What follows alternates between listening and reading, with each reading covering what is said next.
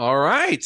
Welcome to the Rise Up podcast. And on this show, I do my best to help you rise up to your potential by simplifying everything that goes into the weight loss process, be it fitness, be it nutrition, but especially mindset and all the things that really get in the way of us seeing our results. Because in all reality, we can make this process a lot harder than it needs to be. And I hope to shed a little bit of light on the situation so that you can ultimately find that this path does not need to be difficult. You do not need to suffer to see results, and you can be happy and healthy at the same time. And usually I am the one rambling the entire time, but I am joined by not only my boss, but a person I've looked up to in this space for a very long time, Larissa Perales. Thank you so much for joining me today. Absolutely. I'm glad we could make it work. Yeah. We've known each other for a year and a half, right? I believe Something like so. that. Can't remember. I don't know. It's been a little long while, and we were kind of growing up. Geez, we were in the same circle of coaches, and we had met because we had the same mentor. And actually, fun fact: before I was working with them, I met you guys. You and Nick were both a big inspiration for a direction I wanted to take with my business. And the way you guys kind of held yourselves, you ran things. It was literally something I took and ran for my own business, and I really enjoyed the process of similar to the challenge essentially. Mine was a little bit less. Mine was a little bit more focused on just better habits, and it worked for a while, but it's hard to keep getting people enticed for habits. You know what I mean? But still, you and Nick have been a massive inspiration to me, and I just want to kind of let you for the first few minutes here to just tell the people that listen who you are and why the hell they should listen to you, because you're a fucking badass. I appreciate that. Yeah, it's actually, I love full life circles, I guess what people call them, where we met on totally different circumstances. And then many don't know this, but me and Jonah think it's really cool. We actually hired him like a year to the date of us meeting for other reasons, which was just really coincidence and cool. But so, kind of like Jonah mentioned, I'm his boss. And so he came over to work with us at the Transformation Project, which is a remote nutrition coaching company that I founded actually with my older brother, Nick. And we founded this company, I believe, about 4 years ago now. And kind of what our foundation's based on in the Transformation Project is really the belief to transform your body inside out. While we're working with people on nutrition, we take a really big emphasis on the mindset, on making lifestyle changes, getting rid of the quick fix, and actually learning about who you are as a person as it relates to your health and longevity. And so a lot of that stemmed from myself and my brother's background in growing up and our own life hurdles, which is a lot of the reason most people get into health and nutrition. They had a big life moment, and they grow this passion to help others in that same situation. Ours is very similar with that. Mine's a little bit more unique of why my passion came into nutrition and fitness. I don't know if you want me to get into that right now. Get into it right now. Get into it right now. Let's just get it off on the table. Jonah was just telling me, he's like, I've only heard your story once. Yes, this is not for the listener. This is for me right now. Yeah, if anyone listening to this, the story does not get told, and unless you've been in our private group, you've never heard this. So welcome. And so my story came a little bit unique. And the way I say that is a lot of people come into the nutrition and fitness and health space due to weight loss needing for their self or big physical transformations within themselves and finding, out who they are and needing to lose weight and, struggling with all the diets and things of that nature. I was the complete opposite. I was that annoying girl that, everyone was like, you're always skinny. You can eat whatever you want. I'll tell you, that only lasts so long. That was when I was like a teenager. Those girls are not blessed like that forever. But either way, so when I was 15, actually, I was diagnosed with non-Hodgkin's lymphoma. And so before that, I was quite literally the most inactive girl like you would meet. I did not even understand or knew that nutrition and health and how you treat your body mattered at all. I would eat whatever I want. I would avoid sweating at all costs. Before growing up, I did pageants, so I was like the epitome of like a girly girl. Coming through that, and then when this huge life altering piece came into my life, which I was 15, so you know that like was that like a freshman in high school or something, About. basically like that prime time when girls are starting to worry about their looks. And it 100% rocked my world. It was a time in my life where I like to say, I just got like slapped in the face with what life means at a very early age. For someone that grew up in a small town and things of that nature. And so that's where my first big like wake up call came in. Like, if you don't take care of your body, it's not going to be here for you. And by all means, I did not get cancer because of how I ate and things of that nature. Maybe one day science will be able to figure that out, but we're not going to get into those theories today. I can break it up. So it was that big wake up call. And it was that pure moment in my life, even at such a young age, that we like to say I dropped my first anchor. And that's what we call them at the transformation projects, dropping your anchor, that anchor that holds so true to your beliefs and your intentions with your life that a tsunami can't move it. And that anchor was, for me, was taking care of myself. It sucks being sick. And that's why the base place, anyone that's ever been through anything in that nature, been hospitalized, or even just have to take medications constantly on a day. I still can't remember to take a pill to save my life. I don't know how I did it back then, but I guess when your life is on the line, it's a lot easier in that answer, but it sucks. And for myself as a very independent person, I was raised that way. All the women in my family are very independent, strong-willed, and things of that nature. You become dependent on everybody else. And I'll say the most annoying thing was people constantly treating me like I was sick. They're like, "Oh no, like, are you sure?" Like, you know, and like kind of giving you that little pity. Bless their hearts, they, you know, mean well, but I hated it so much. I dropped this anchor in my life to do everything in my power to never end up put myself in a situation like that. If we look at most of the chronic diseases in specifically America and a lot of the trauma that comes in with our elderly and things of that nature, a lot of the health conditions, a lot of the issues, it stems back to nutrition and how we treat our body, not moving, not giving our body the nutrients it literally needs to survive and things of that nature. And so I looked at that and I was like, I have control over those two things, how much I move my body and what I put inside my body. I don't have control so much over like the air quality I breathe or, you know, the emissions and, you know, getting like car wrecks and things of that nature to that could potentially put myself in a similar situation. But I do have control over what the majority of my life consists of. We all eat every single day, and it's a weird thing to like have to tell people, but you're going to eat the rest of your life as well. The moment you consistently stop is the moment you're not going to be here. So it's something that we do so consistently. And so that's where like my big aha moment, I guess you could say, in nutrition came, that the emphasis on how much it controls everything in us. I started immediately. Not many people know this, and I recently shared it the last time I shared my story.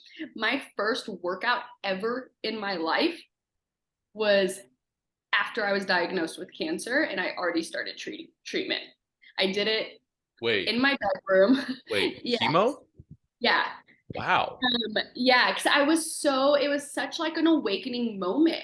And I couldn't like everyone was claiming and social media and things and stuff like that was I think we maybe had MySpace then. I'm not that old, but I Oh know nowadays man. I'm showing your age. Yeah. Um, MySpace. Throw it back. Jesus. yeah. And so like I didn't know, and now I didn't like go in my bedroom and do like CrossFit or anything like that. I did like a yoga like sculpt class or something like that. Like I found in a VHS that my mom had because I just saw this such big emphasis and I was like, how am I going to get through this? And everyone, talking on the like what you could Google and stuff on the internet at the time was, exercising gives you energy. When you do X, Y, and Z, when you eat your vegetables, you're going to start feeling good. I had no idea anything about nutrition. My brother and myself grew up in a Weight Watchers household. Like, that's what our mom did. Weight Watchers. So, like, that was like my snacks because we grew up in the country. Like, you weren't around like fast food restaurants and stuff. That's all I knew for nutrition, which then specifically, it was a lot of that really like processed diety food that they just try to strip all of the calories out for like Yeah. an ice cream sandwich. That's all I knew. So I went in my bedroom and I mean, I did it like once and then I was like, okay, I'm not going to be able to do that for a little bit. But I had that like intention, like already ready to go. I didn't tell anyone because that was like a time where everyone would be like, no, you can't do that. Like, you're sick. Because like I said, one of my biggest annoyances, cancer, one of the two biggest annoyances, losing your hair and people treating you like you're sick. Mhm. Honestly, top two. And treatments are a lot different now and things. So like I had to go through the straight IV chemo, 4 chemo rounds and about 25 radiation as a junior in high school. Not a junior, sorry, a sophomore in high school. Um, And so that was like those big pieces. There wasn't like throwing up constantly and things like that. That's all temporary. Like the common saying, pain is temporary. It eventually has to stop. Something's got to give. Mhm. And so that was like that fight through it. But I always had that intention on that back end. Like, okay, now, like, what do I need to do? What can I do? Um, and so that's where my big like piece with nutrition came into play Mhm. and my passion. And that's why, like, when we have clients come into us or just talking to anyone, and I'm a very big passion speaker when people aren't treating their life with the respect that it deserves. And, that's where I'm like, for our clients and for helping people. I always tell people I went through all that. Like, I don't need our clients to go through these big revolutions just in order to treat their life with respect Mhm. and to treat their bodies good. Like, I can just tell you my story. Like, I can tell you it's going to suck. Let's just start, nourishing your body better. Let's get it to a place where you actually feel good. Mhm. And so that's where that big turning point essentially came into my life that brought me in to nutrition and fitness and learning all of the things I could Yeah. go. So really Yeah. quick, just to kind of interject real, something I want to highlight, um, that people don't really understand, where true passion for taking care of yourself comes from. You call it this anchor, right? This very deep moment in your life that really opened your eyes to the reality of the situation, right? Letting go of the things that you can't control and focusing on the things that you can, right? Similar to you. And well, mine wasn't again. Well, I feel like my story is super long because it's so wrought with like mainly Yeah. like I never struggled with any disease or sickness like that, but I struggled more on the mental side, so much so on the suicidal depression, right? So mine was more like, and really I want to highlight the fact that, and I'm not going to sit here and compare trauma or what we've gone through, but all of us has something very similar, right? Different fonts, same point that we're trying to get across in our lives. Some people realize it sooner, some people realize it later. The main point is to understand where that anchor point is for you, right? And as we go through, we all will have these moments where we're either scared, terrified, around the situation, or we hit rock bottom and realize something's got to give, something's got to change. And for me, similar to you, like in your situation, there was a time in my life where I thought the only way out of this bottomless hole that I had dug myself in was to not be here anymore. That was the next viable option to me, and that was so terrifying that I had no idea how much power I actually had waiting on the other side. Sometimes those points are necessary, but you don't need to go through something traumatic to have this realization. Sometimes you'll hear a piece of information that just clicks and you're like, oh, that's it. That's cool. Right. But it's sometimes these moments are powerful. And I want to highlight it because a lot of people are scared of these moments. And they don't like when they're in these moments. But to me, they're like I said, they kind of lead the path to really unlocking a part of you that you didn't know existed. And when you kind of allow yourself to go through that, yeah, it sucks, right? It sucks no matter what hardship that we go through. We don't like being in those moments. But when we come out of them, we are far more better off than we were before, right? And I think this is something very key to understand. I mean, fitness and health professionals, we take this and we utilize it, and we take that passion and try to help other people, right? So, but you don't have to do that. Like, you can just take this understanding that you create for yourself and live the life that you want. So as you and Nick have kind of both have your pivotal moments, right? And I think you're about to get into this, right? So how do you really help people? Like, part of this is sharing your story, right? But how do you specifically want to help people start connecting these dots now so that they can start seeing this and help, so that we can help them save the amount of time it took us and the hardship it took us to get to a point where we can find a line that works for us and take care of our body and our lives the way that we know we should and we can. Yeah, absolutely. And so that's a lot like what I was saying. We founded this company on.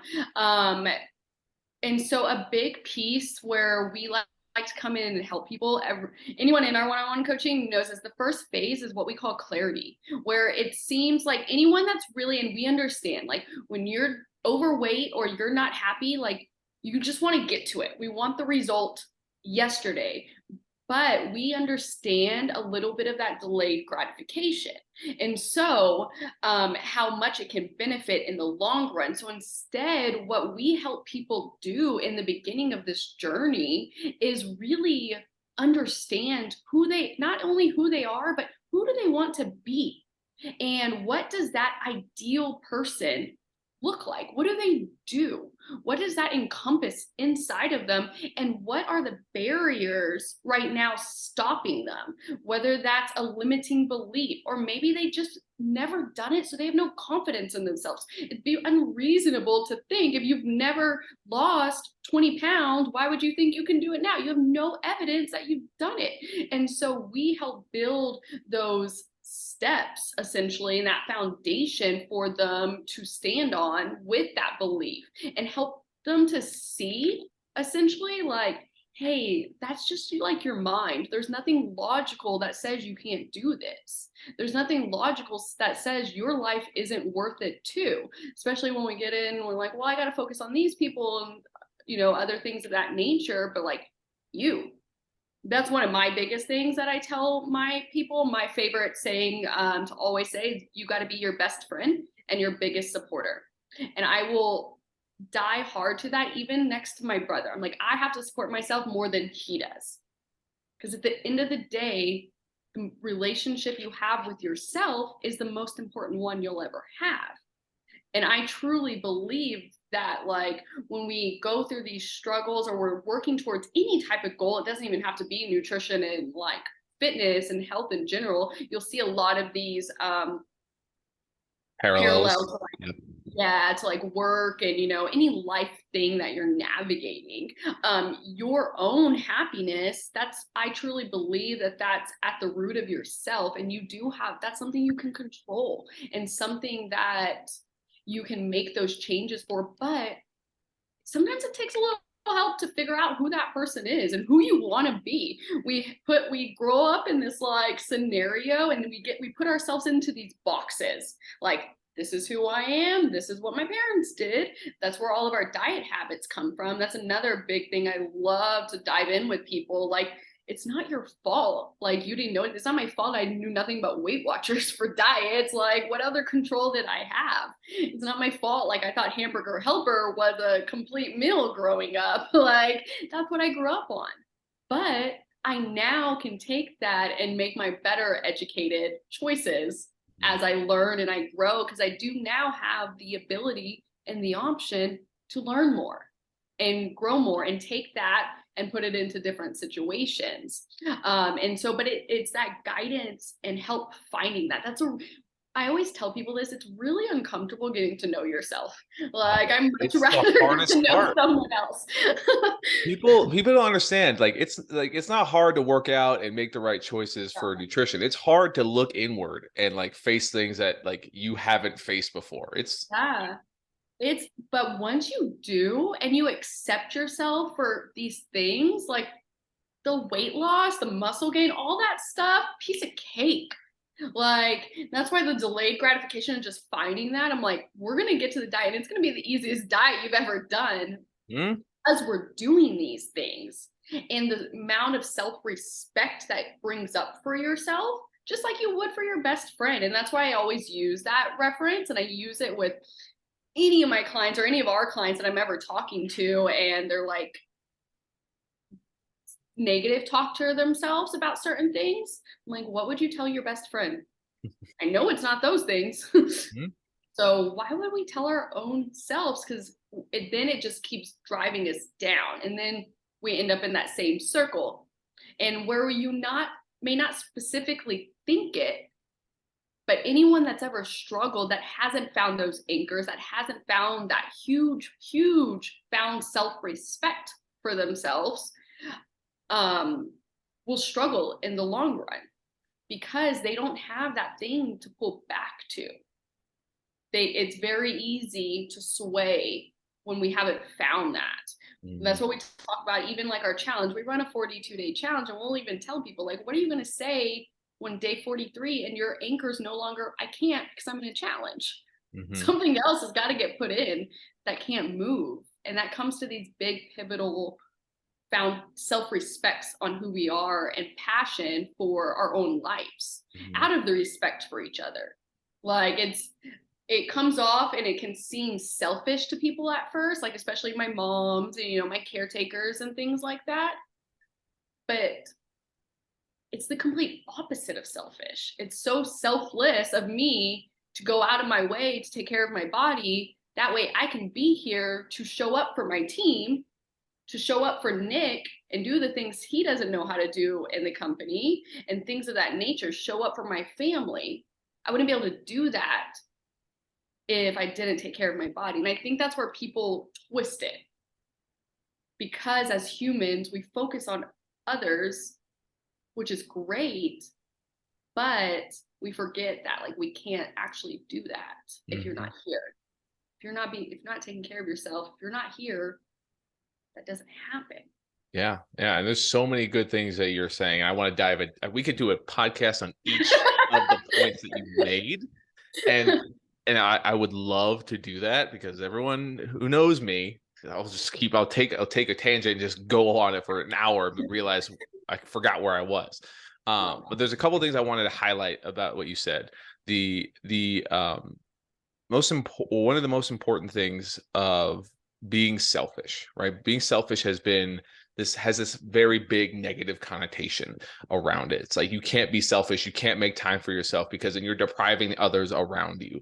But that's the complete opposite reality, right? If you're always constantly pouring from your cup, never truly making the time to be yourself, you're depriving the people you take care of from the person who you actually are. This is where resentment builds up, and frustration and anger. And then this is where we then attach to very shallow reasons to try and take care of ourselves. Oh, if I get to a certain weight, or if I fit in a bikini again, or I fit in my clothes that before I was pregnant again, I will feel better.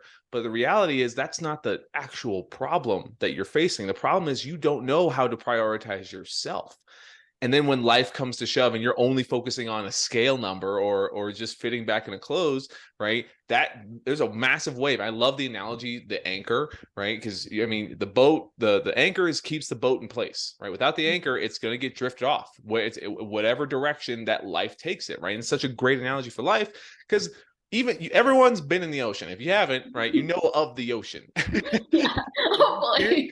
Yeah, you can't control where a wave comes from, right? It will come, it will happen. You can either be ready for it or you will not be ready for it. And you will, if your anchor isn't there, you will be drift away. You will be taken in a direction that you may not want to go.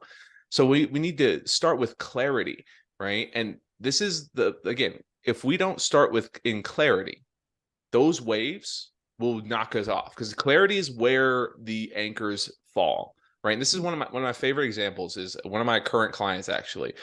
He went through the challenge, and when he signed up for one-on-one, he talked to me, and this is my favorite part about my clients. When they sign up, when they show up to me, they usually get a lot more than they expect. Y'all hear that, guys? Yes. You're either gonna love me or you're gonna hate me on how much I want to help you understand yourself. Um, but he when he transitioned out of the challenge to working with me, his main focus was, I just want to feel more confident, right? He'd seen a lot of results from the challenge. It was awesome, but the biggest anchor that he was holding on to was, well, I always need competition to show up for myself, and if I don't, I need to feel more confident. And he kept saying need. I'm like, why do you need that? Do you always want to need something to get you to show up for yourself? Is that the example? And he has 2 kids. He has 2 daughters. Is that the example you want to set for your family? So he was attaching to a shallow reason, and his anchor was falling. He was getting closer, right? But it wasn't embedded in the ground yet. And so we had before I gave him any macro or any adjustment whatsoever to help him look better. We needed to get absolutely clear. What's on the other side of this confidence? What are you currently lacking right now that you would like to feel in the future? Right. And confidence was a part of that, but really, he wanted to treat himself the way he knew he could. He wanted to love his body and set a great example so that he can not only be healthy, but he can be present in every moment for his kids.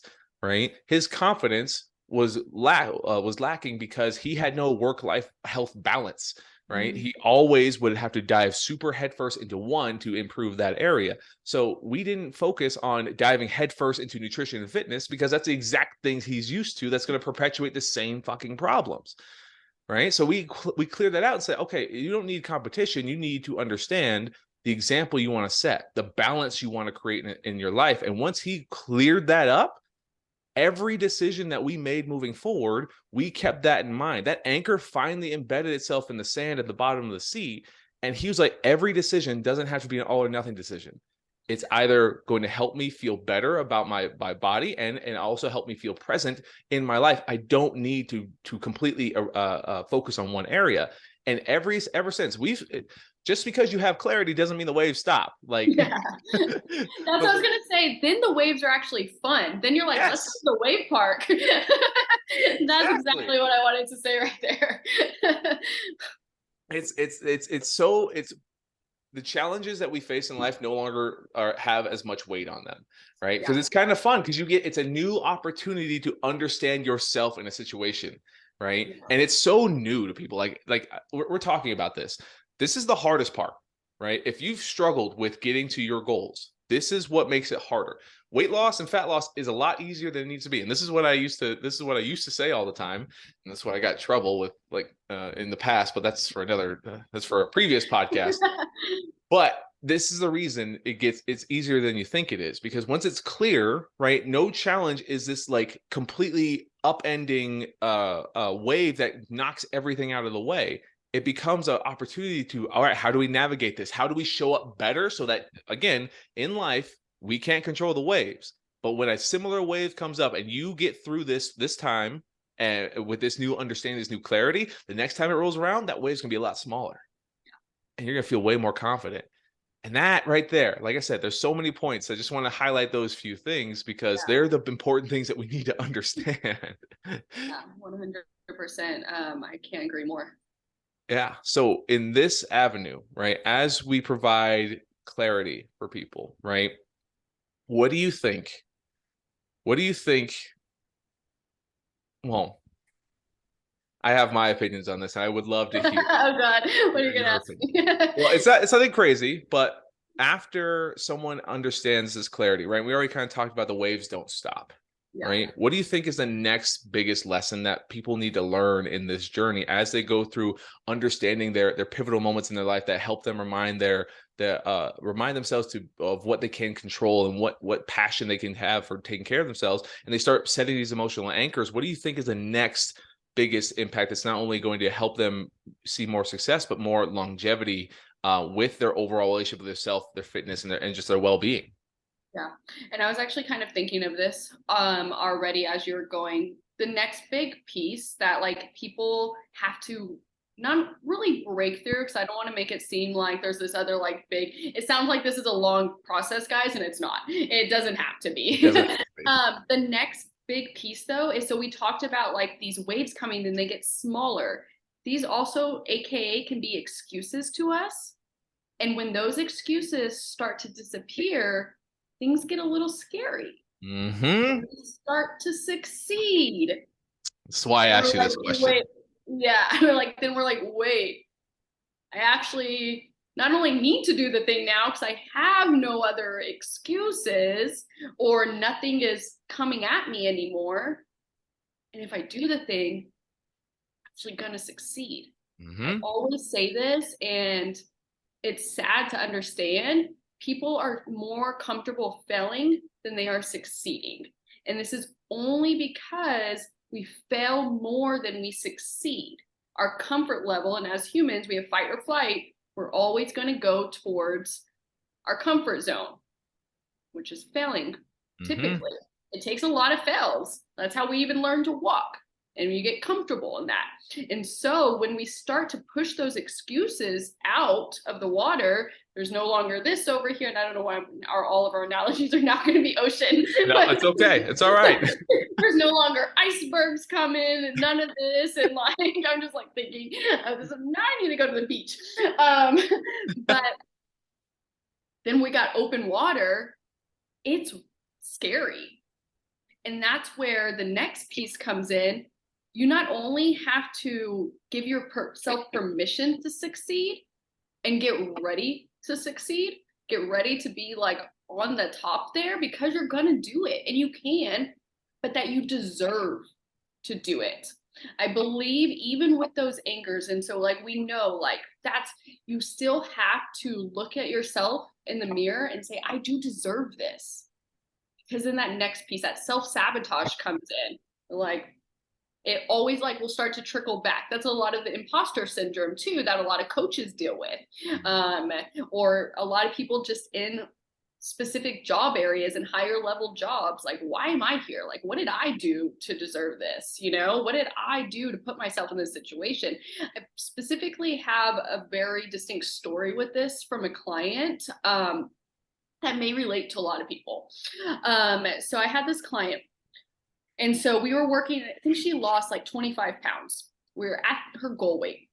We got there, which is also a lot of clients will push back right before that number comes up on the scale, that specific goal, when they don't do these areas. She didn't really understand that she was still struggling with this till she went shopping. Obviously, you lose weight, got to go shopping. I know it's the consequence of those things. I'm like, you got to spend more money on new clothes. So she went, Consequences are not always bad. yeah, there's always, and that will be good for Nick to talk about. He loves to talk about stuff. You always got to, something's got to give. You're gonna, more solutions create more problems elsewhere. But either way, so she went shopping and she was buying her new shorts for the summer that fit her. This Chica, and I'll just call her Chica because we were really close. Still bought her old size in the exact same pair of shorts. And she told me very nonchalantly, she was like, I bought a new pair of shorts. I'm in a size 4 now. I'm like, that's amazing. She was like, oh, and I also got the 12 for later on. I was like, what are you talking about for later on? She's like, oh, when I gain the weight back. I was like, no, that's not happening. Like, what are you talking about? She's like, no, I always regain the weight back. Like, yeah, that's till you did it with us. Hmm. Remember? We're not going back. That's why it took it. That's why we worked on all these things, but it's such a natural aspect. We're so used to that. And so once we put that into play, it's a constant like reminder to ourselves that it's okay. You can win. You can succeed. It doesn't make you people aren't going to look at you and be like, oh, they think they're the best and things like that. I feel like a lot of people internally think that then everyone's going to be like, oh, like they think they're hot shit because they lost all this weight and things of this nature. I mean, It's that ties into yeah, a lot of the not, things that run into our minds of people assuming and judging us for wanting to take care of ourselves, which is another barrier that stops us from getting to where we want to go. But yeah. yeah. So that all in all, that's like that next big piece. And I believe that's the piece that just has to be that constant reminder through the rest of the journey. That way, when things do start to happen and you are doing things that you never believed or you never did before, we're not internally pushing ourselves back and doing that common, it's a big phrase now, self-sabotage or, things of that nature, out of that lack in justifying it for ourselves. Like, you deserve it. I don't care who you are, you deserve it. You deserve to be in a healthy body and feeling good and being able to do the things in your life and happy that you want to do. There's no, but not this person or no, like every single human being on this planet deserves to be happy and feel comfortable in their skin in their own way, whatever that looks like to you. And that's back to the clarity, like whatever you decided, it does not have to be size 0, 6-pack, jacked, muscular, tan person. It's whatever you want Hmm. and whatever you're comfortable with, because you're living in that body. I'm not living in that body, and I never will. Hmm. You get to live with yourself every day, all day, every day. So you got to be comfortable. Doesn't matter what I think. Hmm. My That's opinion really does not important matter. right there. Like, that's if I give like something a big part of me as a coach that I struggle with, and I know a lot of other coaches struggle with, is that the inner desire, this need to get the client amazing results every single time, right? And again, there's nothing wrong with wanting to do that.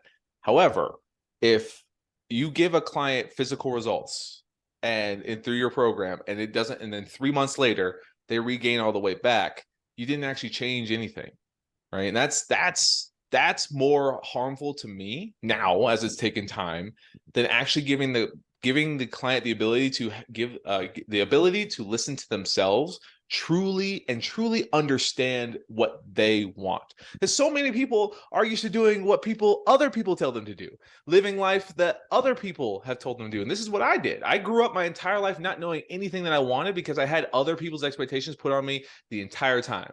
And I didn't, and that was football until I lost football and I completely lost my identity and everything that I had said that was my goal. But then there's a whole another self-sabotage thing that I was resenting everything I was doing because it wasn't me who wanted to do any of those things, right? But anyway, I was left to understand what I actually wanted, and I was terrified. I was so confused. I had no idea. And that's what forced me to start asking a bunch of questions about who the hell am I? And what I Yeah. found was I love understanding my world around me. I love understanding why I look at the ways, at things, at people, at situations the way that I did. I wanted to understand why my body worked the way that it did, why I was in chronic pain all the time, how I can support my body. I love that. And once I had all these pieces, I put them all together for myself. I was like, oh my God, this was here the whole time. Yeah. And it was just because I had to get clarity on what I wanted, but I had to fail a lot just because I had all those things. I failed at my football career. I failed at figuring out my first personal training job. If you guys would have met me back in 2018, starting as a personal trainer, I was awful, god awful, had no idea what I was talking about, and basically took all my Always advice from Instagram. It was I bad. always tell people, if I coached you my first 2 years of coaching CrossFit, I'm so sorry. I Oh didn't. yeah. I was doing the best I could at the time, but I didn't know better. Yeah, it's a tough job. And it's a reason why a This lot is of our formal apology to y'all. yeah, I think the first year of most I think the average of people working in the fitness industry, it's like every 6 out of 10 fitness professionals quit in the first year, I believe. I can't remember that, but it's pretty high because it's hard, because you have a lot of failures until you actually find your groove. But anyway, the ability to get clear with yourself and understand what your values lie, not just a number. You can have a number if that's genuinely what you want, right? You can also not have a number if you want to be 300 pounds and that's the life that you want to live. That's, as long as that's yours, live it. I'm not here to tell you otherwise. I think that's another thing. As I'm so glad I'm getting to talk to you about this, and really all the coaches I get to interview, right? Because there needs to be a change in the fitness, nutrition, coaching space that is not centered around that. Well, it really needs to. We need to help change the perspective on what we actually do, right? A lot of people, even as we're talking right now, new people, brand new people, or even people who've been in our space who kind of know who we are, they sign up for a one-on-one program and they're like, okay, cool. This is like Weight Watchers. This is like Optavia. This is like all those things that, like, you sign up, you will lose weight. Yeah. But that's the problem. We're just focusing on the weight. Do you even want to lose weight? Or are you doing it based off of other people's goals, right? And if this is the case, and this is again something I'm very passionate about as I get to coach the coaches and continue to coach my clients, right? How do you feel we can start shifting the focus for fitness and nutrition, the industry as a whole, to help people see that the bigger picture is found with them understanding themselves? Where does it start? I'll always say, and I think it firmly does start with us talking about it. And I tell our coaches this all the time, like, you're the leading example in this industry, and every person that comes into our community, client or not, we are very blessed. We get to work with over thousands of clients each year through our challenges. And so we get to spread this message tenfold more than just like social media and things like that. But I do truly believe it comes from speaking about it, and not just like speaking about like telling people, but like showing them through us, like showing up in ourselves, in our bodies, and being happy in it. And with the authentic, how do you say that word? Authenticity. Authenticity. I struggled with that too for a second. From there, and not trying to show up and be what the epitome of like health and fitness nutrition coaches should be. I don't track my macros. I fucking hate tracking macros. I don't touch it. Now, did I do it like when I had specific goals and stuff in that season of my life? Yes. It was a season.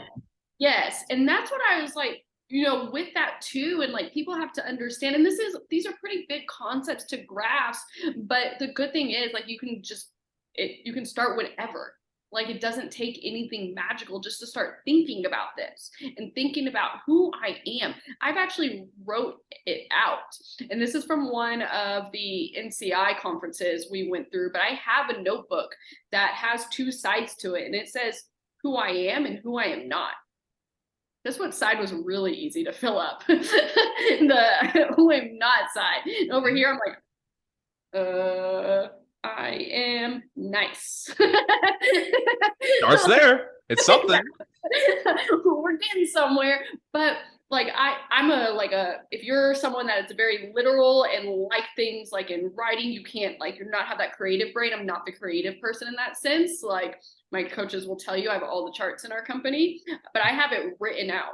And so, like, and if I feel like I'm losing myself, I go back to that and I read it and I change things. I can move things from columns, nothing permanent. I didn't like write it in blood. Like, it's pencil. Like, I can move things. You can change and you can adapt.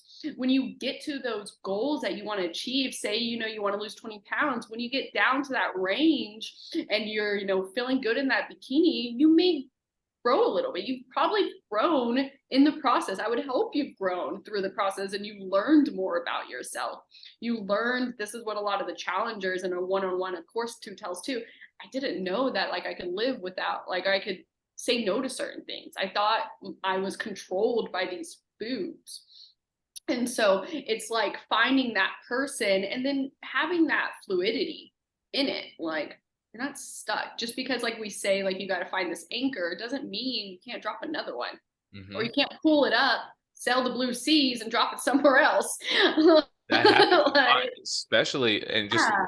highlight that, like I've had multiple clients just in the last 6 months. They sign on, they immediately they sign on for weight loss, and I'm like, cool. Why does the weight loss matter to you? Cool, you're gonna get these things. Great, we're gonna work on that. But then we start clearing up the picture, and then they like kind of get confused. Like, I don't really care about the number anymore. I'm kind of living a better life that I didn't even think I could without the number. I'm like, great, that's awesome. Like, revisit that often because it's okay to edit and adjust. But Yeah, exactly. I think that's what people forget. And this is kind of circles back to where we started, like, and where my brother Nick and I developed the transformation project. And there's a hard reason, as y'all could tell behind that name, is that people want the weight loss, but that's that surface level thing that I believe humans can easily grab because they don't see the other reasons. Because when we start to say, cool, so like, how's your life going to change when you're 150 on the scale and not 200? Like, what are you what's going to change? Why do we need to do that? Oh, you're going to be able to run with your kids better. Cool. That's what we're actually looking for. But on the surface, it's easy to just like feel uncomfortable, or maybe your doctor said, or maybe like you're having trouble like in your job or something of that nature. And so the easy, obvious things is, oh, I need to lose weight. Let's figure out how I do that without truly understanding like what's going to change. And that's where that clarity comes in, and understanding, and it can revolve. And then once you realize like, okay, well, I need it to get to this number so I can have X, Y, and Z. That number stops to matter like when you have X, Y, and Z. That's the thing. I'm like, when our clients are reached all of the reasons they want to lose weight, I want this promotion at work. I want to fit into my wedding dress. I want to run with my kids. I don't want my family to have to take care of me. Cool. All those things are taken care of. They're like, but I'm not at my weight. what do you mean? But all these things are there. And that's where we have to like lose that focus on the number. I'm like, you're 2 pounds above it. Like, come on, give yourself some grace. And that goes back to like just kind of being okay with being proud of those things, which a lot of them aren't tangible, so say. And I think that can be hard for humans. Oh, it's so Yeah, you're like, wait, no, what am I actually getting? What's the numbers? What's the data? What am I getting? And as humans, we have good days and bad days. So some days it can not feel like you have those things, and then other days it will. But just embracing that into yourself will, and who you are, will be able to get you through all of those like daily humps. exactly. And I stole this from Alex Ramosi, and I will continue to say it over and over and over again. We need to be reminded more than we need to be taught. There gets to Yes. be a point when you do this process the way that you need to do it. And that's one of my favorite tenets of the transformation project is do the necessary work, Mm-hmm. right? Not the necessary work doesn't mean force yourself to eat chicken, rice, and broccoli and go to the gym every single day. It means do the necessary work for you to get to what you desire deep down, right? It could be a number, but let's zoom out and remind ourselves, what else do we find impactful? What other anchors are we relying on that we can look and see that we accomplish all those, and the number, even though it was important to us in the beginning, it's not as important as the way that you're living. And because you like those things, you're not going to derail yourself and spiral and regain shit tons of weight because you have a better, much clearer picture, right? I like to imagine when we're focusing on the number on the scale only, we're looking at one corner of a painting and saying, well, this is kind of cool, this is interesting, but like nothing's really happening, nothing's going on, but it's the only thing I know, so I'm just going to stay here and look at it. But if we start Yeah. zooming out and just stepping away from the corner of the painting, and you realize there's a bright light that's shedding a much prettier, more detailed picture, and usually that's the picture of our life that we want, and the Mm-hmm. scale takes up one corner of that, And you're missing out because your focus is solely on that corner. And if you give yourself the ability to be okay with, hey, the number is important, the number's okay, right? Yeah. But it's also good to be proud of how far you've come. And it starts to break the actual cycle of always chasing a number instead of just being content with how far you've come. Because if you can be content, right? Content doesn't mean satisfied. It doesn't mean you're done. It's like, no, I'm better than where I started and I'm making progress. And it doesn't have to take forever to get to your goal. Oftentimes, I tell my clients all the time, if we do this right in the beginning, and you're doing things the way that you want them, you're making choices the way based off the way you want to feel, how you want to show up for yourself, and you feel confident and good about the choice that you make, the physical is a byproduct of that. It becomes the easiest thing ever. Like, this is my favorite part of the process when my clients, they do all that stuff in the beginning, and then our calls turn into like 5 minutes of like, I'm doing the thing. Cool. Don't do anything else. Keep doing the thing that makes you feel good. Don't change. Don't fix what isn't broken. And that's what this is supposed to be like. And that's, again, something that I love. I just feel, again, very lucky that, getting to meet you and Nick a year and a half ago, or actually, I think it's 2.5 years at this point. It Yeah. must be 2.5 because you still if we in high school the year anniversary. Yeah. So it's 2.5 years. God, yeah. Fucking flies. Again. Which was so crazy too, because on that day, the first day we met Jonah, like, so we're, at this, one day, and like all of us had to like deeply tell our stories. I didn't even get to tell mine. That's why Jonah never heard it. Yeah. The story took over and then we like had to get to work. But I heard this from you and, like a little bit of your story, and like we were all there like working on our businesses and stuff. But I always say everything happens for a reason.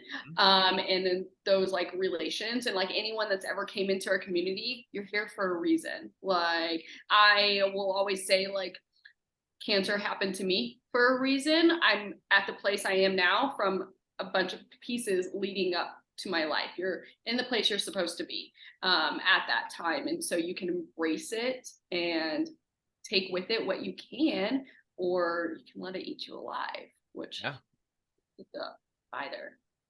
Yeah, it's and one more thing on top of that, right? Embracing it, right? Embracing it for what it is. It's not good, it's not bad, it just is, right? There's times where it sucks, and that's okay, right? But there's a reason it sucks, because usually it's reminding you that this is the situation, this is the exact scenario that you can improve from, that you can move away from, because that's why we have these good and bad feelings.